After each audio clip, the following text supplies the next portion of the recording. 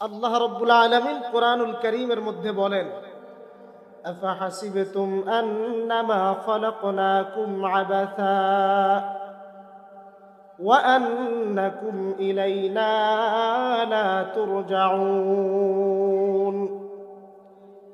আল্লাহ রাব্বুল আলামিন কোরআনুল কারীমের মধ্যে বলেন, أفحسبتم أنما خلقناكم عبثا وأنكم إلينا لا ترجعون। বান্দা, তোমাকে আমি দুনিয়ার মধ্যে বানাইছি, আমি আল্লাহ রাব্বুল আলামিন দুনিয়ার মধ্যে তোমাকে এমনি এমনি বানাই নাই। আমি আল্লাহ রাব্বুল আলামিন তোমাকে দুনিয়ার মধ্যে বানাইছি, আমি আল্লাহর একটা উদ্দেশ্য আছে। পড়েন সুবহানাল্লাহ। আমি আল্লাহ পাক রব্বুল আলামিন তোমাকে উদ্দেশ্য ছাড়া বানাই নাই রে বান্দা। তুমি মনে করছো দুনিয়ার মধ্যে ঘুরলাম ফিরলাম, খাইলাম দাইলাম, গরু ছাগলের মতো বাচ্চা কাচ্চা জন্ম দিয়া শেষ। না না বান্দা, না না, আমি আল্লাহ পাক রব্বুল আলামিন তোমাকে উদ্দেশ্য ছাড়া বানাই নাই। আমি আল্লাহ পাক রব্বুল আলামিন নিশ্চয়ই কোনো উদ্দেশ্য নিয়ে তোমাকে দুনিয়ার মধ্যে পাঠিয়েছি। এবার আপনি আল্লাহরে প্রশ্ন করেন, আল্লাহ, আপনি দুনিয়ার মধ্যে আমাদেরকে কেন বানাইলেন? এবার আপনি যখন আল্লাহকে প্রশ্ন করবেন, আল্লাহ পাক রব্বুল আলামিন আপনার প্রশ্নের উত্তরে আগেই জানায়া দিচ্ছেন, ওয়ামা খালাকতুল জিন্না ওয়াল ইনসা ইল্লা লিয়াবুদুন। আমি আল্লাহ পাক রব্বুল আলামিন দুনিয়ার মধ্যে তোমাকে বানিয়েছি, আমি আল্লাহ পাকের একমাত্র উদ্দেশ্য হলো, বান্দা তুমি আমার ইবাদত করবা। তাহলে মানুষ ইবাদত করবে কার? আরো জোরে বলেন, কার? মানুষ ইবাদত করবে একমাত্র আল্লাহর। সুতরাং দুনিয়ার মধ্যে মানুষের ইবাদতের আর কেউ নাই। মানুষ ইবাদত করবে তো একমাত্র আল্লাহর ইবাদত করবে। আল্লাহ পাক রব্বুল আলামিন সাফ জানায়া দিচ্ছেন, আমি আল্লাহ নিছক মাত্র কেবলমাত্র মানুষকে সৃষ্টি করি নাই, হ্যাঁ সৃষ্টি করেছি কেবলমাত্র আমি রবের গোলামির জন্য। আল্লাহ পাক রব্বুল আলামিন কত সুন্দর করে আপনাকে আমাকে বানাইলেন। ইন্না খালাকনাল ইনসানা মিন নুতফাতিন আমশাজ। আল্লাহ পাক বলেন, বান্দা, তোকে আমি দুনিয়ার মধ্যে বানাইছি এক ফোঁটা ভেজাল্লা পানি দিয়া। পড়েন সুবহানাল্লাহ। আবার আল্লাহ পাক রব্বুল আলামিন কোরআনুল কারীমের মধ্যে বলেন, সুম্মা খালাকনান নুতফাতা আলাকাতান ফাখালাকনাল আলাকাতা মুদগাতান فخلقنا المضغة عظاما فكسونا العظام لحما। আল্লাহ পাক রব্বুল আলামিন বলেন, বান্দা, এক সময় তোর কোনো অস্তিত্ব ছিল না রে গোলাম। এক সময় তোর কোনো অস্তিত্ব ছিল না। তোর অস্তিত্ব কতটুকু ছিল বান্দা তুই কি জানো? আল্লাহ পাক রব্বুল আলামিন মানুষের অস্তিত্ব সম্পর্কে জানায়া দেয়, সুম্মা খালাকনান নুতফা। মানুষ আমি আল্লাহ তোমাকে নুতফা থেকে বানাইছি। পড়েন সুবহানাল্লাহ। নুতফার ব্যাখ্যা করতে গিয়ে মুফাসসিরিনে কেরামগণ বলেন, নুতফার পরিমাণ কতটুকু? নুতফার পরিমাণ হলো, আমাদের গ্রামগঞ্জে দেখবেন ওই যে টিনের চালার মধ্যে মানুষ যে টিনের চাল দিয়া ঘর বানায়, ওই ঘরের চালের মধ্যে দেখবেন ছোট্ট ছোট্ট কিছু ছিদ্র থাকে। কথা কোন ঠিক না বেঠিক? ওই টিনের চাল দিয়া ছোট্ট ছোট্ট ছিদ্র দিয়া ঘরের মধ্যে সূর্যের আলো ঢোকে কি ঢোকে না? আরো জোরে বলেন, ঢোকে কি ঢোকে না? ওই সূর্যের আলো ঘরের মধ্যে প্রবেশ করে। ওই সূর্যের আলো ঘরের মধ্যে প্রবেশ করার সময় দেখবেন ছোট ছোট ছোট ছোট বিন্দু বিন্দু পরিমাণ কিছু ময়লা ওরি কি উড়ে না? বাবা জোরে বলেন। ওই রকমের বিন্দু বিন্দু পরিমাণ যে ময়লাগুলি উঠতে থাকে, ওই ময়লার মতো একটা বিন্দু মাত্র নুতফা দ্বারা আল্লাহ আপনাকে আমাকে অস্তিত্ব দিয়েছেন। পড়েন সুবহানাল্লাহ। আল্লাহ পাক রব্বুল আলামিন বলেন, আমি আল্লাহ পাক রব্বুল আলামিন তোকে নুতফা থেকে অস্তিত্ব দান করেছি। আমি আল্লাহ তোকে নুতফা থেকে অস্তিত্ব দান করে আমি আল্লাহ পাক রব্বুল আলামিন সর্বপ্রথম তোর মায়ের গর্ভের মধ্যে তোকে রক্তপিণ্ডতে জমাট বাঁধাইলাম। পড়েন সুবহানাল্লাহ। আমি আল্লাহ তোর মায়ের গর্ভের মধ্যে সুন্দরভাবে নুতফা থেকে আমি আল্লাহ রক্ততে পরিণত করলাম। আমি আল্লাহ পাক রব্বুল আলামিন রক্ত থেকে গোশতে পরিবর্তন করলাম। আস্তে আস্তে আমি আল্লাহ তোর মায়ের গর্ভের মধ্যে হাড্ডিগুলির উপরে গোশতগুলি বিছিয়ে দিলাম। দীর্ঘ একটা প্রসেসিং এর পর আমি আল্লাহ পাক রব্বুল আলামিন 10 মাস 10 দিন বসে তোর মায়ের গর্ভের মধ্যে তোকে সুন্দরভাবে একটা অস্তিত্ব আমি আল্লাহ দান করলাম। আল্লাহ পাক রব্বুল আলামিন আবার কোরআনুল কারীমের মধ্যে বলে দেন, ফাতাবারাকাল্লাহু আহসানুল খালিকিন। বান্দা তুই একটু তাকায় দেখ, আমি আল্লাহ কতই না সুন্দর সৃষ্টিকারী। পড়েন সুবহানাল্লাহ। আল্লাহর মতো সুন্দর সৃষ্টিকর্তা কেউ দুনিয়ার মধ্যে আছে? জোরে বলেন। আল্লাহর মতো কোন সুন্দর সৃষ্টিকর্তা দুনিয়ার মধ্যে নাই। আল্লাহর মতো কোন সৃষ্টি করনেওয়ালা দুনিয়ার মধ্যে নাই। এজন্য দেখবেন আল্লাহ পাক রব্বুল আলামিন এত সুন্দর সৃষ্টি করনেওয়ালা, দুনিয়ার মানুষ আজ পর্যন্ত কত কিছুই না আবিষ্কার করলো। কথা কোন ঠিক না বেঠিক? দুনিয়ার মানুষ সব কিছু আবিষ্কার করলো, কিন্তু আল্লাহ পাক রব্বুল আলামিন যে একটা মানুষকে মাথা থেকে পা পর্যন্ত এই 3.5 হাত বডিটার মধ্যে এত সুন্দর করে অস্তিত্ব দিয়ে আল্লাহ বানাইলেন, আমার আল্লাহর মতো অস্তিত্ব দিয়া দুনিয়ার কেউ আজ পর্যন্ত বানাইতে পারে নাই, ভবিষ্যতেও পারবে না। কথা কোন ঠিক কিনা? আরো জোরে বলেন ঠিক না বা ঠিক? সবচেয়ে উত্তম সৃষ্টি করনেওয়ালা কে? আরো জোরে বলেন কে? সবচেয়ে উত্তম রূপে সৃষ্টি করনেওয়ালা হলো আমার আল্লাহ। আল্লাহ পাক রব্বুল আলামিন বলেন, তোকে এত সুন্দর করে একটা অস্তিত্ব দিয়া আমি আল্লাহ পাক রব্বুল আলামিন ঘোষণা করে দিলাম, বান্দা এই যে তোর 3.5 হাত বডিটা আমি আল্লাহ সুন্দর করে বানাইলাম, আমি আল্লাহ দুনিয়ার কারো ইবাদতের জন্য বানাই নাই রে বান্দা। আমি আল্লাহ পাক রব্বুল আলামিন আমার একমাত্র ইবাদতের জন্য বানাইছি। এবার আপনার প্রশ্ন হতে পারে, আল্লাহকে আপনি প্রশ্ন করতে পারেন, আল্লাহ আপনি তো আমাদেরকে দুনিয়ার মধ্যে ইবাদতের জন্য বানাইছেন, তাহলে দুনিয়ার মধ্যে আমাদের তো দুনিয়ারও জরুরত আছে। আল্লাহ দুনিয়ার জরুরতগুলি আমরা পূর্ণ করব নাকি আপনার ইবাদত করব? প্রশ্ন আসে কি আসে না? সাধারণ মাথায় একটু আল্লাহরে প্রশ্ন করবেন, আল্লাহ দুনিয়ার মধ্যে বিবি বাচ্চারও তো জরুরত আছে, প্রসাব পায়খানার জরুরত আছে, আল্লাহু আকবার, স্বামী স্ত্রীর হক আছে, এরকমের অনেক হাজার হাজার জরুরত দুনিয়ার মধ্যে আছে কি আছে না? জোরে বলেন, একটু জোরে বলেন, আছে কি আছে না? দুনিয়ার মধ্যে হাজারো জরুরত আছে। এবার আপনি প্রশ্ন করেন, আল্লাহ তাহলে দুনিয়ার মধ্যে এত শত শত হাজার হাজার জরুরত দিয়ে আপনি আমাদেরকে পাঠাইলেন, আবার আপনি চান একমাত্র মানুষ ইবাদত করবে আপনার।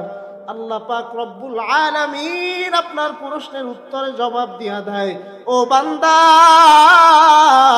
দুনিয়ার মধ্যে তুমি যদি আমার হাবিবের আদর্শটা ফলো করো, আমার হাবিবের সুন্নত তরিকা ফলো করো, আমার হাবিবের গোলামি তুমি ফলো করো, আমার রাসূলের জিন্দেগি যদি তুমি ফলো করো, আমি আল্লাহ পাক রব্বুল আলামিন আমার হাবিবের তরিকায় তুমি যদি তোমার সংসার চালাইতে পারো, আমার হাবিবের তরিকায় তুমি যদি বাথরুমে ঢুকতে পারো, আমার হাবিবের তরিকায় যদি বাজার করতে পারো, আমার হাবিবের তরিকায় যদি তুমি স্ত্রী সন্তানের হক আদায় করতে পারো, আমার হাবিবের তরিকায় যদি তুমি দুনিয়ার মধ্যে আদর্শ পথ চলতে পারো, আমি আল্লাহ পাক রব্বুল আলামিন তোমার জরুরতগুলি ইবাদত বানায় দিব। পড়েন সুবহানাল্লাহ। আল্লাহ পাক রব্বুল আলামিন দুনিয়ার মধ্যে মানুষকে জরুরত দিয়েছেন, তবে আল্লাহ পাক রব্বুল আলামিন আল্লাহর হাবিবের তরিকাও দেখায় দিয়েছেন।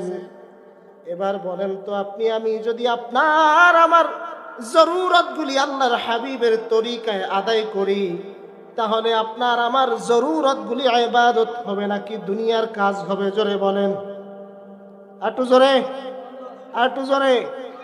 কি ঘুমাইছে চোখে? হাত জাগান, সবাই হাত জাগান। পড়েন সুবহানাল্লাহ, জোরে জোরে জোরে। আলহামদুলিল্লাহ, আল্লাহু আকবার, লা ইলাহা ইল্লাল্লাহ। তো হাতে লাড়া দেন, হাতে লাড়া দেন।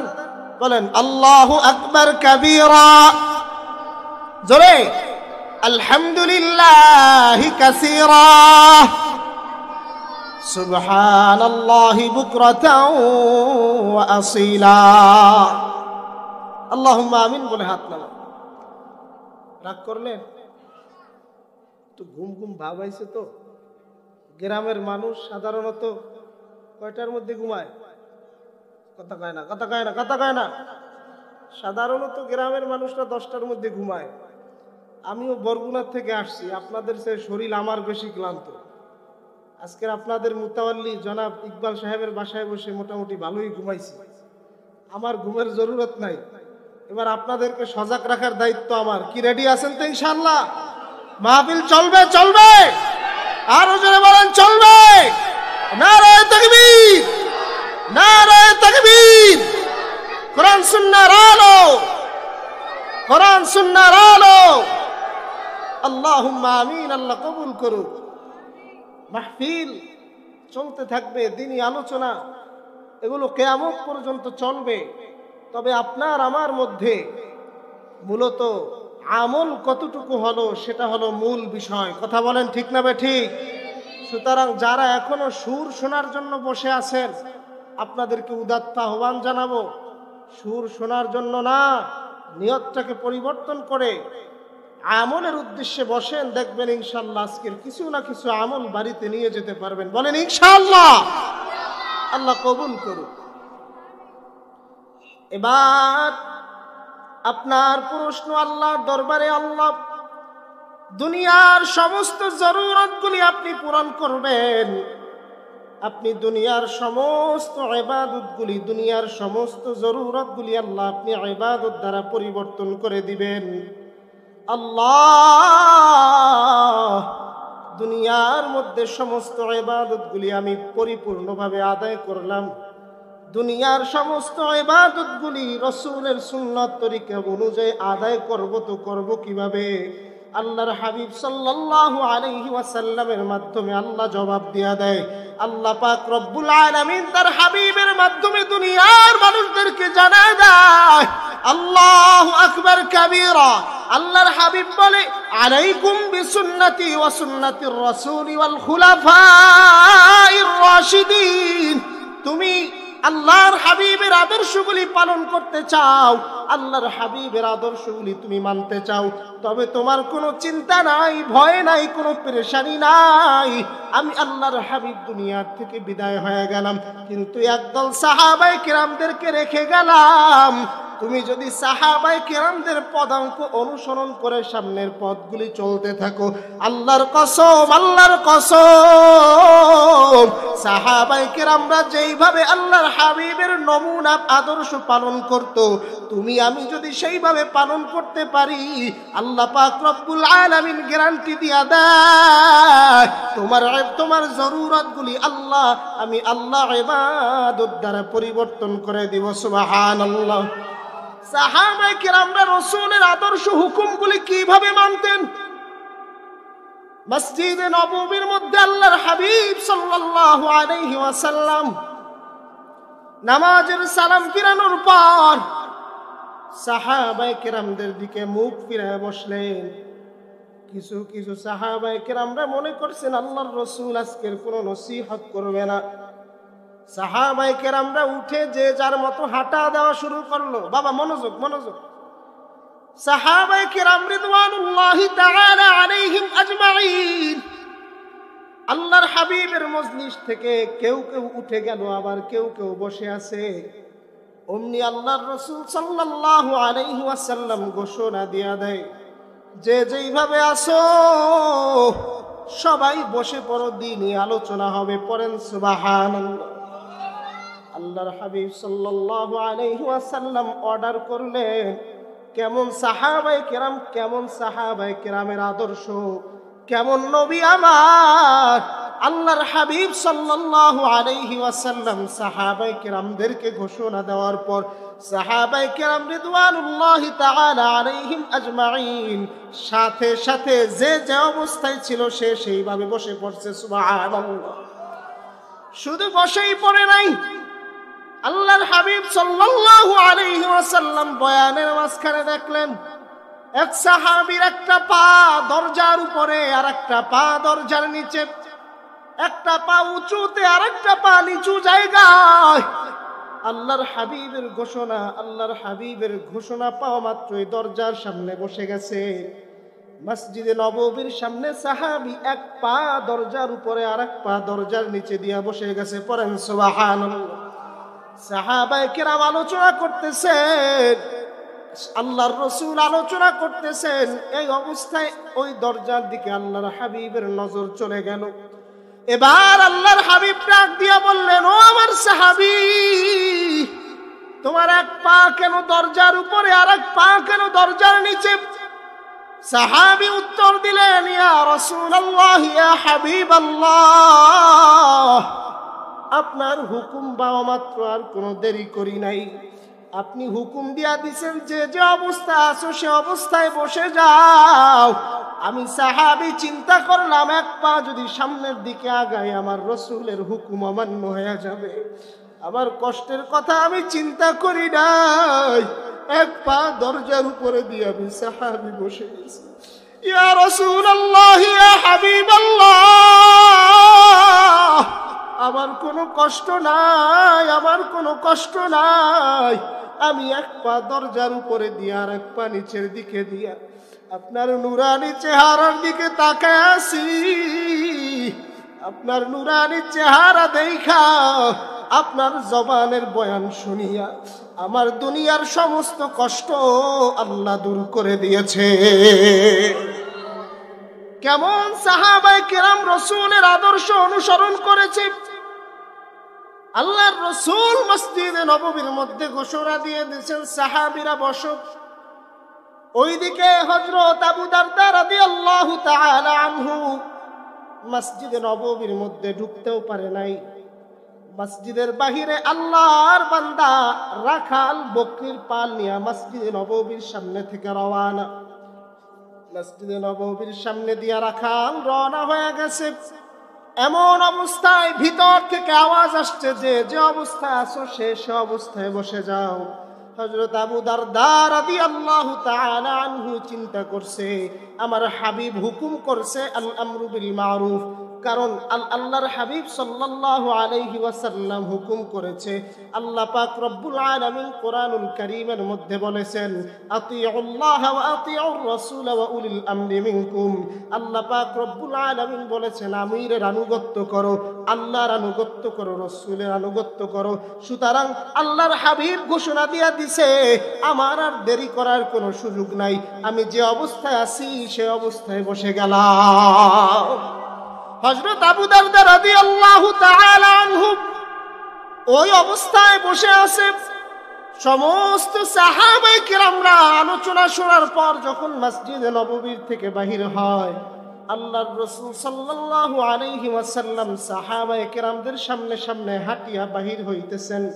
এমন অবস্থায় দেখে আবু দারদা রাদিয়াল্লাহু তাআলা আনহুর মতো একজন সাহাবী বকরির পালের মধ্যে বসে আছে। পড়েন সুবহানাল্লাহ। আল্লাহর রাসূল জিজ্ঞাসা করলেন, ও আবু দারদা, তুমি এত জায়গা থাকতে, মসজিদে নববীর মধ্যে এত জায়গা থাকতে তুমি কেন ভেড়ার পালের মধ্যে বসে গেলাম? আবু দারদা আল্লাহর রাসূলের কথার জবাবে বললেন, ইয়া রাসূলুল্লাহ, ইয়া হাবিবাল্লাহ, আমার এই ভেড়ার পাল থেকে বাহির হওয়াও মাকসাদ না, আমার সামনে যাওয়াও মাকসাদ না, আমার পিছনে যাওয়াও মাকসাদ না, আমার মসজিদে নববীর মধ্যে ঢোকাও মাকসাদ না। ইয়া রাসূলুল্লাহ, ইয়া হাবিবাল্লাহ, আপনি যখন ঘোষণা দিয়া দিছেন যে যে অবস্থায় আসো সে অবস্থায় বসে যাও, আমি চিন্তা করছি আমার হাবিব আদেশ করছে, আমার একটা হাবিবের হুকুম যদি অমান্য করি আমি আল্লাহর সামনে আবু দারদা মুখ দেখাইতে পারবো না। কেমন আমার হাবিবের সাহাবায়ে কেরাম, কেমন আমার হাবিবের আদর্শ সাহাবায়ে কেরাম, ওই সাহাবায়ে কেরামের আদর্শ যারা অনুকরণ করবে, বলেন তো তাদের দুনিয়ার সমস্ত জরুরতগুলি যিনি ইবাদত বানায় দিবে তিনি কে? আরো জোরে বলেন তিনি কে? এজন্য সাহাবায়ে কেরামের আদর্শ অনুসরণ অনুকরণ করা দরকার আছে না নাই? বাবারে পায়ে হাত দিয়া বলে যাই, একদল মানুষ দুনিয়ার মধ্যে বের হয়েছে, আল্লাহর নবীদের পর্যন্ত ভুল ধরে কথা বলেন, ঠিক না বেঠিক? ওরে শয়তান, ওরে আহাম্মক, তোদের কপাল পোড়া, আল্লাহর নবীদের চোখের মধ্যে ভুল দেখো, আল্লাহর নবীদের কাজের মধ্যে ভুল দেখো, আমি মনে করব নিশ্চয়ই আল্লাহ পাক রব্বুল আলামিন যে আদেশ করেছেন, নিশ্চয়ই আল্লাহ পাক রব্বুল আলামিন তাদের নবীদেরকে মাসুম হিসাবে ঘোষণা করেছে। যারা আল্লাহর নবীদেরকে মাসুম দেখো না, যারা আল্লাহর নবীদেরকে গুনাহগার মনে করো, আল্লাহর কসম করে বলে গেলাম, ও ভোলার মানুষরা কান পেতে শুনে নাও, যারা আল্লাহর রাসূলদের ভুল ধরে, যারা সাহাবায়ে কিরামদের ভুল ধরে, নিশ্চয়ই তাদের জায়গা হবে আবু লাহাব, উতবা, শাইবা, ওয়ালিদ ইবনে মুগীরাদের সাথে। কথা বলেন, ঠিক না বেঠিক? যারা রাসূলের সাহাবীদের আদর্শের মধ্যে ভুল দেখে, ওদের হাসর নাসর হবে আবু জাহেল, আবু লাহাবের সাথে। কারণ আবু জাহেল, আবু লাহাবরাও সাহাবীদের ভুল দেখতো। কথা বলেন, ঠিক না বেঠিক? সাহাবায়ে কেরামরা দুনিয়ার মধ্যে কাজ করতে গিয়া কিছু না কিছু ভুল হতে পারে, তবে আল্লাহ রব্বুল আলামিন কোরআনুল কারীমের মধ্যে ঘোষণা করে দেয়, আমি আল্লাহ পাক রব্বুল আলামিন তাদের উপরে রাজি খুশি হয়ে গেলাম, তারাও আমার উপরে রাজি, তারাও আমার উপরে খুশি, আমি আল্লাহ পাক রব্বুল আলামিনও তাদের উপরে রাজি হয়ে গেলাম। আরে যাদের উপরে আল্লাহ রাজি হয় তাদের উপরে দুনিয়ার কেউ বেজার থাকলেও কিছু আসে যায়? আর জোরে বলেন, আসে যায়। সাহাবায়ে কিরামদেরকে আল্লাহ পাক বলেন, রাদিয়াল্লাহু আনহুম ওয়া রাদু আন, আমার সাহাবীদের উপরে আমি আল্লাহ খুশি, তারাও আমার উপরে খুশি। সুতরাং যারা সাহাবীদের ভুল দেখে, নিশ্চয়ই আল্লাহ পাক রব্বুল আলামিনের কোরআনের আয়াতের অস্বীকার করে। কথা কোন ঠিক না বেটি? সুতরাং আমরা দুনিয়ার মধ্যে সাহাবীদেরকে আদর্শ মানব, দুনিয়ার মধ্যে সাহাবায়ে কেরামদের আদর্শে রাসূলের পথ চলবো, দুনিয়ার পথগুলি পরিচালনা করব। যিনি আমাদের দুনিয়ার কার্যক্রমগুলি, দুনিয়ার জরুরতগুলি ইবাদত বানায় দিবে তিনি কে? এবার আপনার প্রশ্ন হতে পারে, আল্লাহ, দুনিয়ার মধ্যে আমরা চলবো, দুনিয়ার মধ্যে চলতে গেলে হাজার হাজার বিপদের সম্মুখীন হওয়া নাকি? দুনিয়ার মধ্যে চলতে গেলে টাকা পয়সার সমস্যায় পড়ি, দুনিয়ার মধ্যে চলতে গেলে বিভিন্ন ধরনের ঝামেলার সৃষ্টি হয়। কথা কোন ঠিক না বেঠি? দেখবেন মানুষ টাকার সমস্যায় যখন পড়ে, আল্লাহর কাছে না গিয়া এনজিও ব্যাংকের কাছে দৌড়ায়। কথা কোন ঠিক কিনা? ও মা আসতে কইলেন। এই বোরহানুদ্দিনের আপনাদেরকে চ্যালেঞ্জ দিয়ে গেলাম, যদি 100 ঘর থাকে 90টা ঘর এনজিও মুক্ত। কথা কোন ঠিক কিনা? 90টা ঘরের মধ্যে কিস্তি আছে না নাই? জোরে বলেন, আছে না নাই? 90টা ঘরের মধ্যে কিস্তি আছে। সুতরাং আপনি যখন বিপদে পড়ছেন, আল্লাহর উপরে ভরসা না করে এনজিওর উপরে ভরসা করছেন, আল্লাহ আপনাকে ঠেলে এনজিওর মধ্যে ঢুকায় দিছে। বাস, আল্লাহ আপনার উপর থেকে ভরসার হাত। যারা আল্লাহর উপরে বিপদে ভরসা করে না তাদেরকে যিনি দূরে ঠেলে দেয় তিনি কে? জোরে বলেন। এবার আপনি আল্লাহকে প্রশ্ন করেন, আল্লাহ দুনিয়ার মধ্যে চলতে গেলে আপনি আমাদের সমস্ত কার্যক্রমগুলি ইবাদত বানায় দিবেন বুঝলাম, তবে দুনিয়ার মধ্যে আমরা যখন বিপদ আপদের মধ্যে পড়ি আল্লাহ আপনার হাবিবের সুন্নত তরিকা অনুযায়ী তো তখন চলতে পারি না। আল্লাহ পাক রব্বুল আলামিন ভরসার হাত মুমিনদের মাথার উপরে রেখে ডাক দিয়া জানা দেয়, বান্দা তুই যখন দুনিয়ার মধ্যে চলতে যাবি, বান্দা তুই যখন আমি রবের উপরে ঈমান আনবি, আমি আল্লাহ নিশ্চয়ই দুনিয়ার মধ্যে কোনো না কোনো পরীক্ষা করব। নিশ্চয়ই আমি আল্লাহ পাক রব্বুল আলামিন তোকে পরীক্ষার সম্মুখীন করব বান্দা। কারণ আমি আল্লাহ কোরআনুল কারীমের মধ্যে বলে দিয়েছি, ইন্না খালাকনাল ইনসানা মিন নুতফাতিন আমশাজ নাবতালিহি ফাজআলনাহু সামিআন বাসীরা। হে বান্দা আমি তোকে চোখ দিয়েছি, আমি তোকে কথা বলার শক্তি দিয়েছি, আমি তোকে চলার মতো দুইটা পা দিয়েছি, আমি তোকে বলার মতো জবান দিয়েছি। আল্লাহ পাক রব্বুল আলামিন এত কিছু দান করলেন। আল্লাহ পাক রব্বুল আলামিন বললেন, বান্দা তোকে দুইটা চোখ দিয়েছি, তুই মনে করিস না বান্দা তোর কিছু হবে না, তোকে শোনার মতো শক্তি আমি আল্লাহ দিয়েছি, বলার মতো জবান দিয়েছি বান্দা, এমনি না, না না, আমি আল্লাহ তোকে দুনিয়ার মধ্যে পরীক্ষা করব। তবে তোর কোনো চিন্তা নাই, তুই যখন পরীক্ষার মধ্যে পড়বি আমি আল্লাহরে একটা হাসবুনাল্লাহ বলে ডাক দিবি, আমি আল্লাহ পাক রব্বুল আলামিন তোর দুনিয়ার সমস্ত বিপদগুলি মাফ করে দিব। বান্দা তুই বিপদে পড়ছো, তুই আমি আল্লাহরে ডাক দে, হাসবুনাল্লাহু ওয়া নি'মাল ওয়াকিল, নি'মাল মাওলা ওয়া নি'মান নাসির, হাসবুনাল্লাহু ওয়া নি'মাল ওয়াকিল, নি'মাল মাওলা ওয়া নি'মান নাসির। বান্দা তুই দৈনিক 1000 বার হাসবুনাল্লাহ বলি আমি আল্লাহরে ডাক দে। বান্দা তুই 41 দিন পর্যন্ত আমি আল্লাহরে ডাক দে। তুই তাকায় দেখ, আমার নবী ইউনুস মাছের পেটের মধ্যে 100 দিন পর্যন্ত আমি 41 দিন পর্যন্ত আমি আল্লাহরে ডাকছে। আমার ইব্রাহিম আগুনের মধ্যে পড়ে আল্লাহরে ডাকছে। আমার মুহাম্মদ বিপদে পড়ে আমি আল্লাহরে ডাক দিয়েছি। আমি আল্লাহ কারো দিক থেকে মুখ ফিরা দেই নাই। আমি আল্লাহ পাক রব্বুল আলামিন বান্দার দিকে মুখ দেখায় সাড়া দিয়েছি। বান্দা তুই আল্লাহরে ডাক দে, হাসবুনাল্লাহু ওয়া নি'মাল ওয়াকিল। বান্দা তুই যদি আল্লাহরে সুন্দরভাবে আল্লাহরে হাসবুনাল্লাহ বলে ডাক দিতে পারো, বিপদে পড়ে যখন আল্লাহরে ডাক দিবি, আল্লাহরে যখন হাসবুনাল্লাহ বলে ডাক দিবি, আল্লাহই যথেষ্ট, আমি আল্লাহই তোর জন্য যথেষ্ট। বান্দা তুই তো যখন তোর জবান থেকে বারবার উচ্চারণ করতে থাকবি, দুনিয়ার তোর কোনো চিন্তা নাই, লা তাহজান ইন্নাল্লাহা মা'ানা, আমি আল্লাহ সব কিছুর উপর দিয়া তোর মাথার উপরে আমার রহমতের হাত রাখবো। আমি আল্লাহ পাক রব্বুল আলামিন তোর মাথার উপরে রহমতের হাত, রহমতের চাদর বিছায়া দিব। সুতরাং তোর কোনো চিন্তা নাই, তোর কোনো ভয় নাই। তুই যখন বিপদের মধ্যে পড়বি আমি আল্লাহরে একবার স্মরণ করিস, ওয়া মিনাল লাইলি ফাতাহাজ্জাদ বিহি নাফিলাতাল লাক আসা আইয়া বাসাকা রব্বুকা মাকামান মাহমুদা।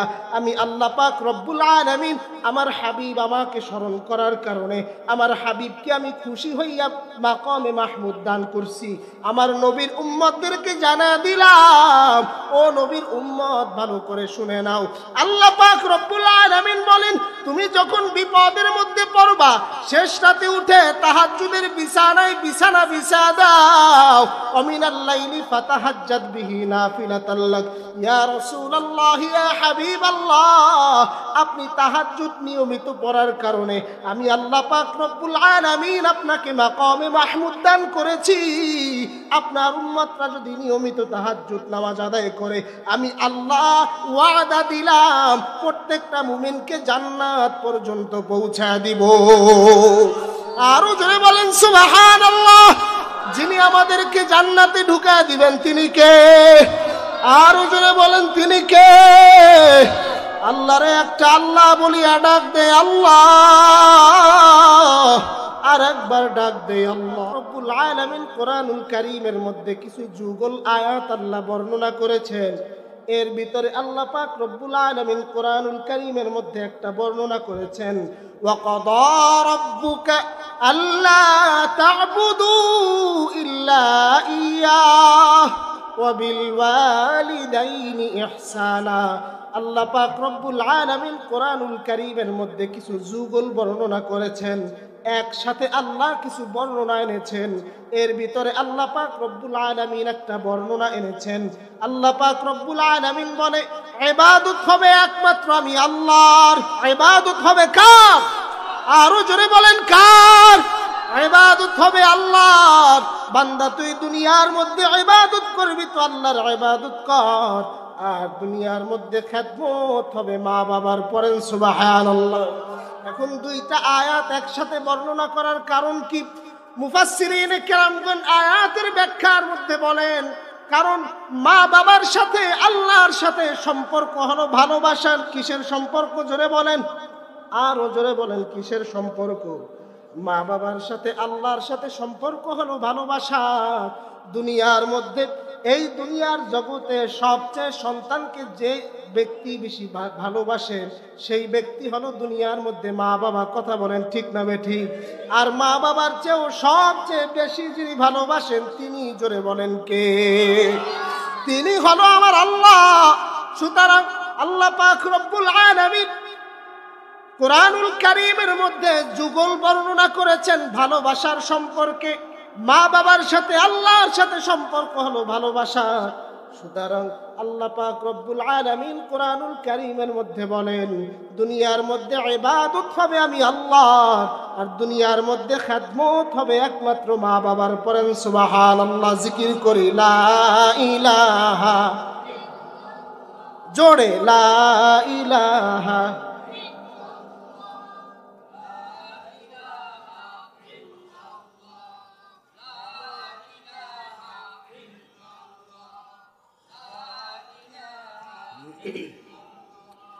লা ইলাহা ইল্লাল্লাহ, লা ইলাহা, লা ইলাহা ইল্লাল্লাহ মুহাম্মাদুর রাসূলুল্লাহ সাল্লাল্লাহু আলাইহি ওয়াসাল্লাম। আল্লাহ পাক রব্বুল আলামিন কোরআনুল কারীমের মধ্যে যুগল বর্ণনা করেছেন ভালোবাসার স্বার্থে। কিসের স্বার্থে? জোরে বলেন। আল্লাহর সাথে মা বাবার সম্পর্ক হলো ভালোবাসার। ঠিক জনাবে রাসূল আরবি সাল্লাল্লাহু আলাইহি ওয়াসাল্লাম হাদিসের মধ্যেও কিছু বর্ণনা করেছেন, যেই বর্ণনাগুলি আল্লাহর সাথে বান্দার মোহাব্বত তুলনা করেছেন মা বাবার সাথে। পড়েন সুবহানাল্লাহ। হযরত ওমর রাদিয়াল্লাহু তাআলা আনহু যুদ্ধের ময়দান থেকে বন্দীদেরকে ধরে যুদ্ধের ময়দান থেকে মদিনার দিকে নিয়ে আসলো। ওই যুদ্ধবন্দীদের মধ্যে কিছু কিছু মানুষ ছিল মহিলা, ওই যুদ্ধবন্দীদের মধ্যে কিছু কিছু বন্দী ছিল নারী। সাইয়্যিদিনা হযরত ওমর ফারুক রাদিয়াল্লাহু তাআলা আনহু ওই যুদ্ধবন্দীদের দিকে তাকায় দেখলেন, ওই যুদ্ধবন্দীদের মধ্যে একটা মা ছটফট ছটফট করতেছে, এদিক ওদিক তাকায় কি জানি তালাশ করে। সাহাবায়ে কেরাম রিদওয়ানুল্লাহি তাআলা আলাইহিম আজমাইন ওই মায়ের ছটফট ছটফট দেখিয়া বুঝতে পারছে নিশ্চয়ই ওনার সন্তান হারায় গেছে। পড়েন সুবহানাল্লাহ। সাহাবায়ে কেরাম রিদওয়ানুল্লাহি তাআলা আলাইহিম আজমাইন অমনি মা বাবা অমনি মায়ের চেহারার দিকে তাকাইয়া হঠাৎ দেখতে পাইল একটা সন্তান দূর থেকে দৌড়াইয়া ওই মহিলার দিকে আসতেছে। ওই মহিলা এমন খুশিতে এমন আবেগে আপ্লুত হয়ে গেল, সন্তানটাকে পাওয়ার পর মা সন্তানটাকে কুলি নিয়ে ডান গালে চুমা দেয়, বাম গালে চুমা দেয়, সন্তানটাকে আদর করে আর বলে, বাবা আমি মা তোরে তালাশ করতে করতে হয়রান পেরেশান হয়ে গেছি।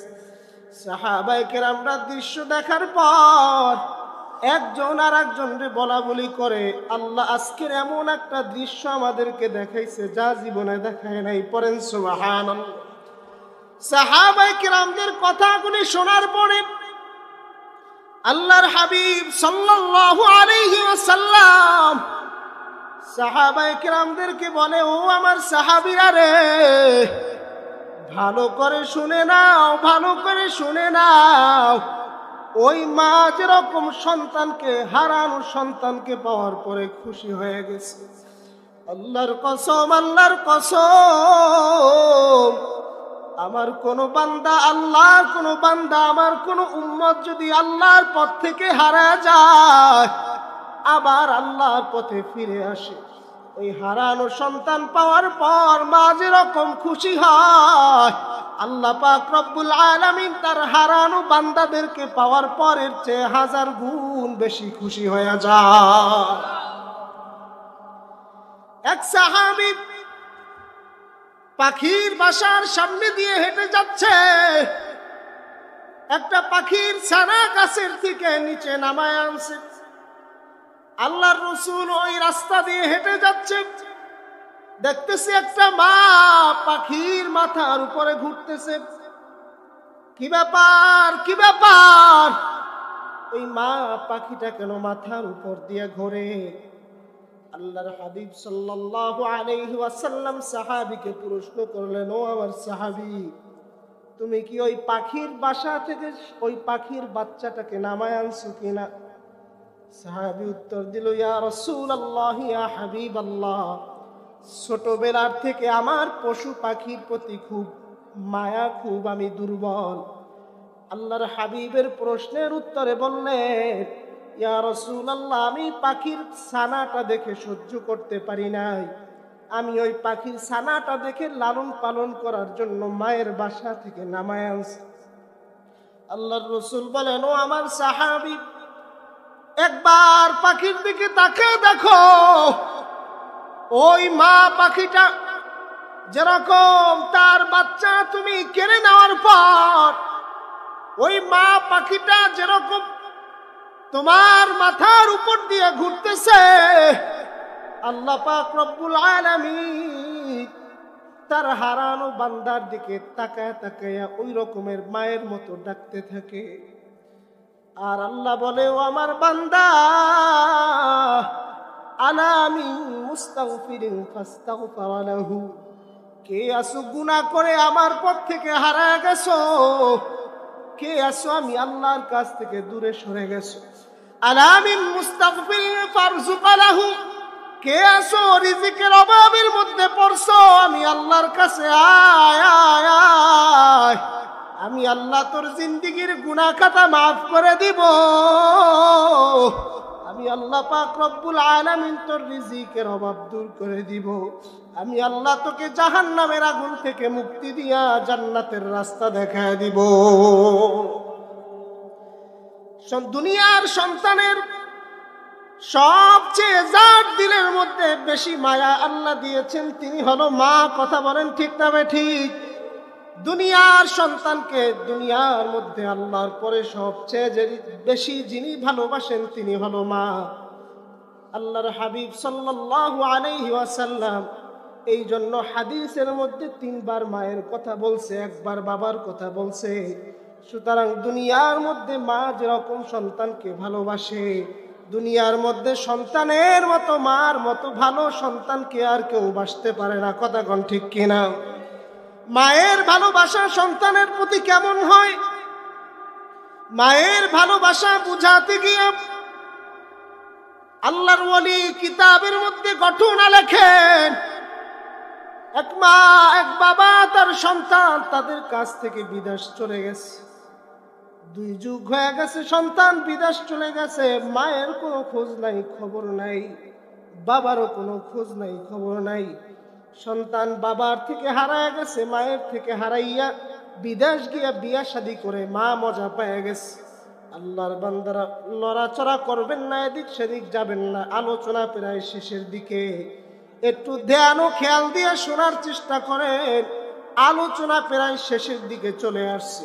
আল্লাহ পাক রব্বুল আলামিন মায়ের দিলের মধ্যে কেমন মায়া আল্লাহ দিয়েছেন, আল্লাহ পাক রব্বুল আলামিন একটু উপলব্ধি করার তৌফিক দান করেন, পড়ি আমিন। আল্লাহ পাক রব্বুল আলামিন কেমন ভালোবাসা মায়ের অন্তরে দিয়েছেন। ওই সন্তান এক যুগ হয়ে গেছে, বাবা মার কাছ থেকে বিদায় নিয়ে পরবাসে পাড়ি জমাইছে। ওই বিদেশ গিয়া সুন্দরী স্ত্রী পাইয়া, টাকা পয়সা আনন্দ ফুর্তি পাইয়া মা বাবাকে সন্তান ভুলে গেছে। এবার 2 যুগ পার হয়ে গেছে, হঠাৎ করে ওই সন্তানের বাবা অসুস্থ হয়ে পড়ছে। হঠাৎ করে অসুস্থ হয়ে পড়ার পর এইবার ওই বাবার চিকিৎসা করাতে গিয়া মা ভিটা বাড়ি যা ছিল সব বিক্রি করে বাবার চিকিৎসা করেছে। ওইদিকে আল্লাহর কি হুকুম, আল্লাহ পাক রব্বুল আলামিন আজরাইল আলাইহিস সালাতু ওয়াস সালামকে পাঠাইয়া দিয়া বাবাকে তুলে নিয়ে গেছে। মা বড় একা হয়ে গেছে। আল্লাহর কাছে দোয়া করে, আল্লাহ দুনিয়ার মধ্যে একটা সন্তান ছাড়া আমার আর কেউ নাই। আল্লাহ আমাকে তুমি স্বামী দিয়েছো, স্বামীও কেড়ে নিয়ে গেছো। আল্লাহ দিছিলা একটা সন্তান, তাও তুমি কেড়ে নিয়ে গেছো। আল্লাহ দুনিয়ার মধ্যে আমার সন্তান ছাড়া আর কেউ নাই। আল্লাহর কাছে নামাজের পরে কান্দে। আল্লাহর কাছে কাঁদতে কাঁদতে মায়ের 2টা চোখ অন্ধ হয়ে গেছে। সন্তানের মায়ায় কান্না করলে মা বাবার চোখ অন্ধ হয়ে যায়। ওই দেখো হযরত ইয়াকুব আলাইহিস সালাতু ওয়াস সালামের দিকে তাকায় দেখো, সন্তান ইউসুফ আলাইহিস সালাতু ওয়াস সালামকে হারায়া হযরত ইউসুফ আলাইহিস সালাতু ওয়াস সালামের হারানোর বেদনায় হযরত ইয়াকুব আলাইহিস সালাতু ওয়াস সালাম কান্না করতে করতে 2টা চোখ হারায় ফেলছে। পরে সুবহানাল্লাহ। হযরত ইয়াকুব আলাইহিস সালাতু ওয়াস সালামের 2টা চোখ অন্ধ হয়ে গেছে। সন্তানের মায়া বড় আজীব জিনিস। সন্তানের মায়ায় কান্না করতে করতে মায়ের 2টা চোখ অন্ধ হয়ে গেছে। ওইদিকে আল্লাহর কি কুদরত, হঠাৎ পরবাসে বসে সন্তান অসুস্থ হয়ে পড়ছে। এবার সন্তান অসুস্থ হয়ে পড়ার পর ওইদিকে আল্লাহর কুদরতি খেলা শুরু হয়ে গেছে। স্ত্রী লাথি মারিয়া স্বামীরে ঘর থেকে বাহির করে দিছে, সন্তান বাবারে ঘর থেকে তাড়িয়ে দিছে। এবার আল্লাহর বান্দা চিন্তা করে, আহারে দুনিয়ার মধ্যে আপন ছিল স্ত্রী সন্তান, তারাও তো নাই। হঠাৎ করে মনে পড়ছে, আহারে দুনিয়ার মধ্যে তো আমার মা বাবা মনে হয় এখনো জীবিত আছে। আমার এই শেষ বয়টা অসুস্থ অবস্থায় আমার মা বাবার কাছে কাটায় দিব। আল্লাহর খেলা বোঝা বড় কঠিন। ও পর্দার আড়ালের মা, দিলের কান লাগায় শোনো মা। ও ভোলা বুরহানুদ্দিনের বাবারা, দিলের কান লাগায় শোনো। ও মা বাবার অবাধ্য সন্তানেরা, দিলের কান লাগায় শোনো বাবা। ও আমার ভাই, দিলের 2টা কান দিয়ে শুনে নাও। আল্লাহর খেলা বড় কঠিন। আল্লাহ ওই সন্তানরে অসুস্থ বানাইয়া মায়ের কাছে পাঠিয়ে দিছে। এবার সন্তান যখন বাড়িতে গিয়া হাজির, ওই বাড়ি ঘর আর আগের মতো নাই। দেখতেছে বাড়িটা যেই জমির উপরে ছিল আঙুরের বাগান দেখা যায়। আঙুরের বাগানের মধ্যে মালি চাষ করতেছে। এবার সন্তান ডাক দিয়া বলে, ও মালি ভাই, ওই কে আসো, বাগানের মধ্যে কাজ করো। এইখানে আরো 2 যুগ আগে একটা বৃদ্ধা মহিলা আর একটা বৃদ্ধ পুরুষ ছিল। ওই বৃদ্ধা মহিলার বৃদ্ধ পুরুষকে তোমরা চেনো নাকি? ওই বৃদ্ধ পুরুষ বলল, বাবা তাদেরকে চিনি। তারা এই রকমের অসুস্থ হওয়ার পর, স্বামী অসুস্থ হওয়ার পরে মা চিকিৎসা করাইতে গিয়া অসহায় হয়ে জায়গা জমি বিক্রি করে ফেলছে। ওইদিকে সন্তানের মায়ায় কান্না করতে করতে মা অন্ধ হয়ে গেছে। মায়ের দুনিয়ায় আর কেউ নাই। ওই যে একটা ঝুপড়ি ঘর দেখা যায়, ওই ঝুপড়ি ঘরের মধ্যে অসহায় মহিলাটা থাকে। দিনের বেলা ফজর পরে মহিলাটা একটা লাঠি নিয়ে আর একটা পোটলা নিয়ে বের হয়, সন্ধ্যার সময় আবার ফিরে আসে, সকালে আবার ভিক্ষা করতে বাহির হয়। এখন যেহেতু সন্ধ্যা হয়ে গেছে, ওই মহিলা নিশ্চয়ই এখন ফিরে আসবে, দেখা যাবে। ওই সন্তান ওই মালির কথা শোনার পর নিশ্চয় বুঝে ফেলছে ওই বৃদ্ধ মহিলা আর কেউ না, ওই বৃদ্ধা মহিলা হলো আমার মা। এবার সন্তান সন্ধ্যার সময় ঝুপড়ি ঘরের সামনে হাজির। এবার দেখতেছে মাগরিবের নামাজের আজান হয়ে গেছে। একটা বৃদ্ধা মহিলা একটা পোটলা নিয়ে আর একটা লাঠি নিয়ে ঠক ঠক করতে করতে এসে ঝুপড়ি ঘরের মধ্যে ঢুকছে। এবার হাতের থেকে লাঠি রাখিয়া, ওই হাতের থেকে পোটলা রাখিয়া, এবার মশকের পানি দ্বারা বৃদ্ধা মহিলা ওযু বানায় নিছে আর মাগরিবের নামাজের মুসল্লায় দাঁড়ায় গেছে। ওই অপরাধী সন্তান মায়ের ওই কর্মকাণ্ড দেখিয়া, আহারে এই রকমের সাহস নাই, মায়ের একটা মা বলিয়া ডাক দিবে।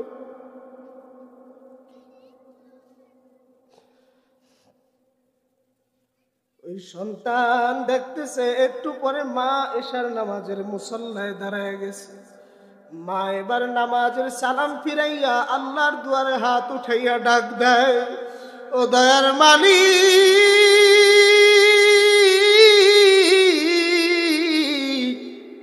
স্বামীটারও আমার কাছ থেকে কেড়ে নিয়েছো, কোনো অসুবিধা নাই। আল্লাহ তোমার প্রতি কোনো অভিযোগ নাই। আল্লাহ বড় কষ্ট করে একটা সন্তান গর্ভে ধারণ করছি। দুনিয়ার মধ্যে এমন কোনো মানুষ নাই, এমন কোনো মাহরাম পুরুষ নাই আমাকে মরার পরে এক টুকরা মাটি দিবে। আল্লাহ তুমি আমার সন্তানটারে আমার কোলে ফিরায়া দাও। আল্লাহ আমি যাতে মৃত্যুর পরে আমার সন্তানের হাতের 2 টুকরা মাটি আমার কবরে পায়। আল্লাহ আমার সন্তানটা যাতে মৃত্যুর পরে আমার কোলে করিয়া কবরে নামাইতে পারে। আল্লাহ তুমি আমার সন্তানটারে ফিরে দাও। আল্লাহ তুমি আমার সন্তানটারে ফিরে দাও।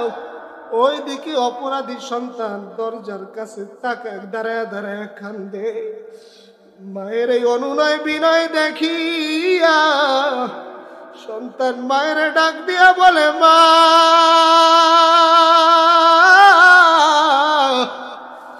দুই যুগ পরে আল্লাহ তোমার দোয়া কবুল কইরা তোমার সন্তানরে তোমার কোলে ফিরাইয়া দিছে। ও পর্দার আড়ালের মা, ও আমার বোরহানউদ্দিনের বাবারা, দুনিয়ায় এমন মানুষও ছিল, দুনিয়ার মধ্যে ছিল, সন্তানকে আদর করত, লালন পালন করত। সন্তানরে লালন পালন করতে গিয়া, লেখাপড়া করাইতে গিয়া মা বাবা নিজের জীবনের সর্বোচ্চ বিসর্জন দিয়েছে। কথা বলেন ঠিক কিনা?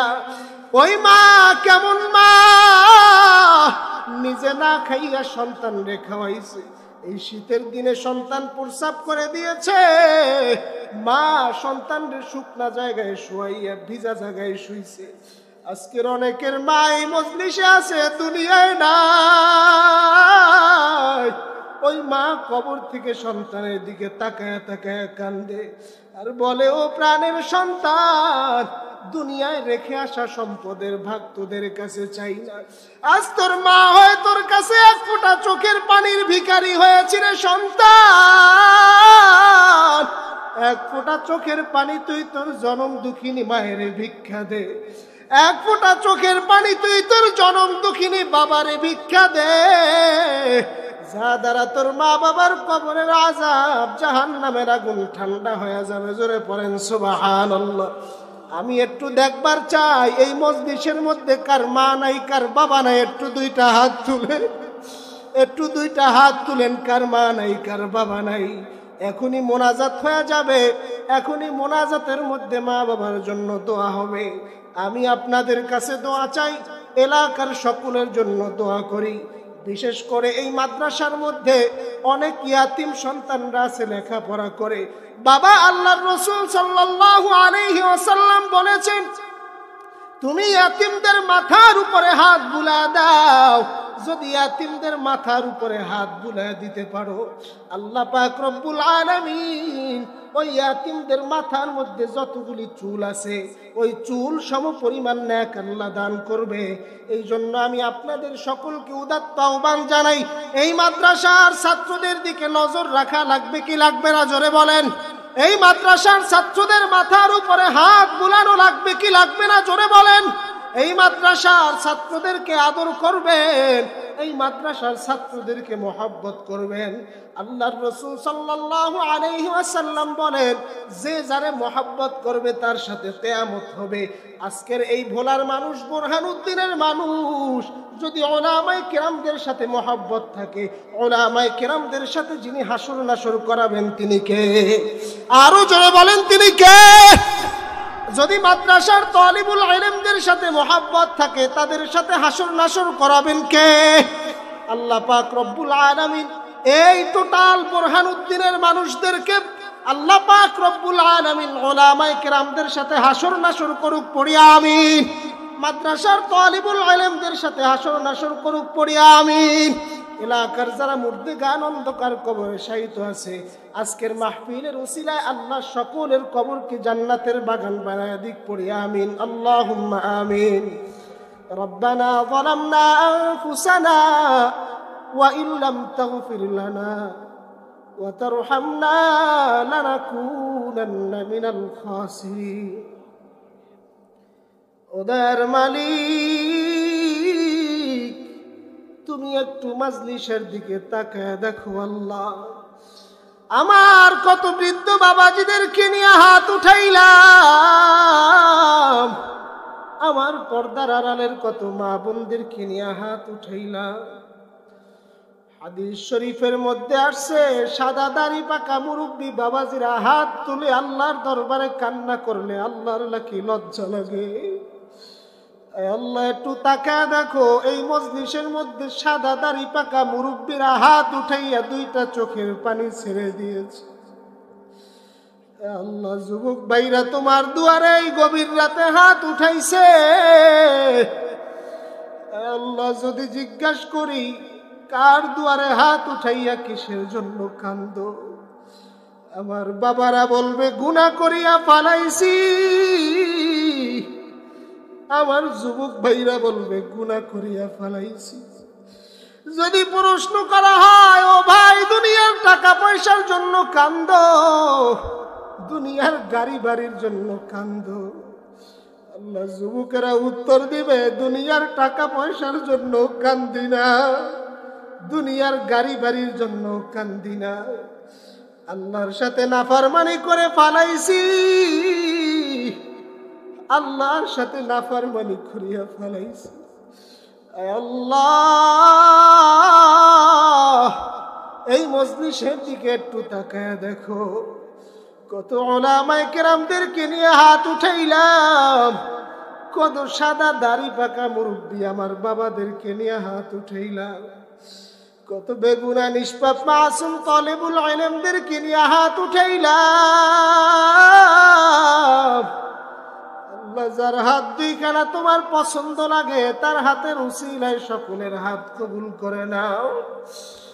আল্লাহ, আমার গুনাহের দিকে যদি তাকাই, আমার গুনাহ ওজন করতে গেলে উহুদ পাহাড়ের চেয়েও বেশি ওজন হয়ে যাবে, আমার গুনাহ মাপ দিতে গেলে সাগরের পানির চেয়েও বেশি পরিমাণ হয়ে যাবে। আল্লাহ, আল্লাহ না করুক এ অবস্থায় যদি আজরাইল ধাক্কা মারিয়া কবরের মধ্যে ফালায়া দেয়, মনে হয় জাহান্নামের আগুন ছাড়া আর কোনো উপায় নাই।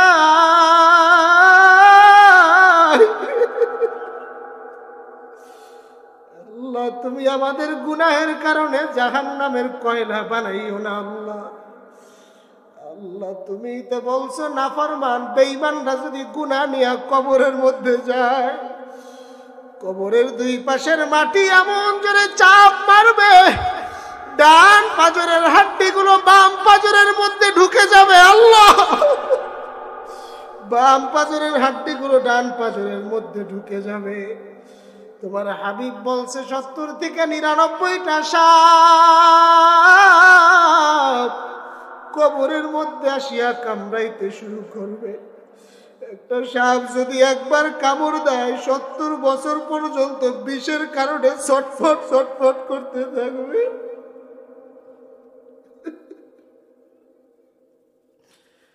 আল্লাহ মেহেরবানি করে তুমি আমাদের জিন্দেগীর সমস্ত গুনাহগুলি মাফ করে দাও।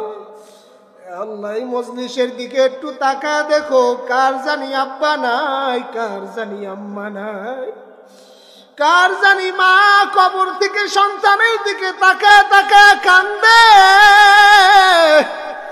কার জানি বাবা কবর থেকে সন্তানের দিকে তাকায় তাকায় কান্দে আর বলে, ও প্রাণের সন্তান, দুনিয়ায় রেখে আসা টাকা পয়সার ভাগ তোদের কাছে চাই না। আজ তোর মা হয়ে তোর কাছে এক ফোঁটা চোখের পানির ভিখারি হয়েছি, আজ তোর বাবা হয়ে তোর কাছে এক ফোঁটা চোখের পানির ভিখারি হয়েছি। এক ফোঁটা চোখের পানি তুই তোর জনম দুঃখিনী মায়ের ভিক্ষা দে, এক ফোঁটা চোখের পানি তুই তোর জনম দুঃখিনী বাবার ভিক্ষা দে, যা দ্বারা তোর মা বাবার কবরের আযাব জাহান্নামের আগুন ঠান্ডা হয়ে যাবে। আল্লাহ মেহেরবানি করে তুমি আমাদের আব্বা আম্মার কবরকে জান্নাতের টুকরা বানায় দাও। খাস করে এই মাদ্রাসাকে তুমি কিয়ামত পর্যন্ত কবুল করে নাও। আল্লাহ এই মাদ্রাসা যিনি কষ্ট করে প্রতিষ্ঠা করেছে আল্লাহ, এই মাদ্রাসা মসজিদের মুতাওয়াল্লি আল্লাহ জনাব কাজী ইকবাল সাহেবকে তুমি কবুল করে নাও। আল্লাহ আজকে বলতেছিল হুজুর মাদ্রাসা চালাইতে অনেক কষ্ট হয়, আল্লাহ দিনী প্রতিষ্ঠান তো তোমার,